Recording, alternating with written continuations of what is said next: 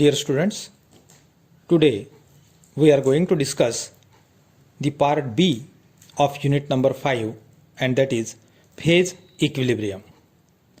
So before starting this part, we must know what is a phase. Now you know the definition of phase. Phase is nothing but the physically distinct, chemically same and mechanically separable part of the system. Now consider there is a system of two immiscible liquids. Suppose this is liquid A and liquid B. These are immiscible to each other and therefore they will form two different phases.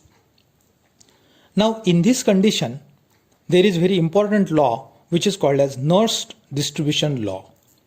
This law states that when a non-volatile solute X is added to a system of two immiscible liquids, then the solute X distributes itself between two solvents in such a way that the concentration of solute X in two solvents remains constant.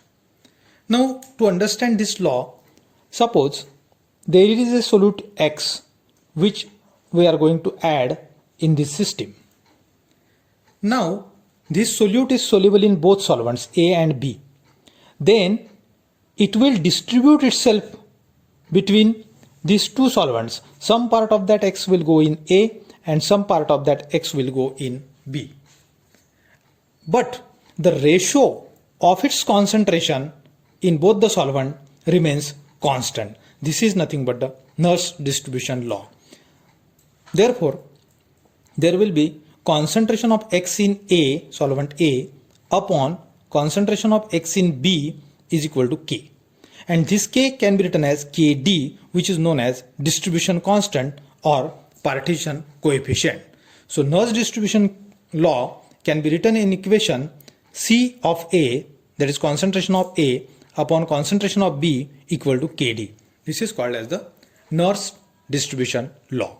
But there are certain conditions for validity of this Nernst distribution law. Four important conditions are there. Under these conditions only this law holds good. First, temperature should remain constant. Means there should not be any change in the temperature.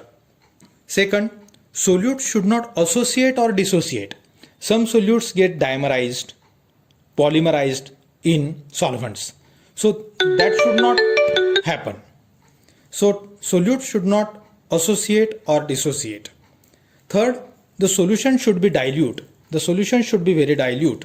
And fourth, the solvent should be immiscible in each other. They should not get miscible with each other.